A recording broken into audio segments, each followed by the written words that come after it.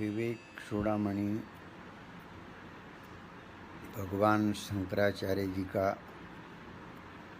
एक अपूर्व ग्रंथ है। इस ग्रंथ में भगवान शंकराचार्य ने साधना के प्रथम सोपान से लेकर अंतिम सोपान तक बहुत बारीकी से समझाया है। साधना का प्रथम सोपान विवेक है और साधना का अंतिम सोपान मोक्षता है। विवेक संपादन करने के लिए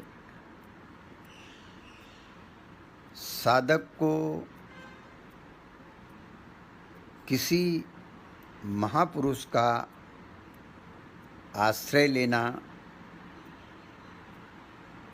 आवश्यक है,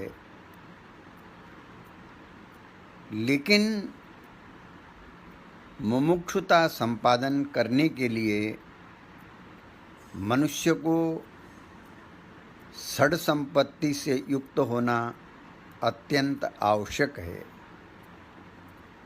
यदि साधक अपने जीवन में विवेक के बाद संपादन करने के बाद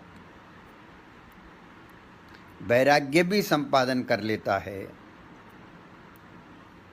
और वैराग्य संपादन करने से ही यदि वो अपने को कृतार्थ समझता है और षड संपत्ति के लिए प्रयास नहीं करता, तो बड़े से बड़ा वैराग्यवान व्यक्ति भी ऐश्वर्य के उलझनों में उलझ जाता है। ऐश्वर्य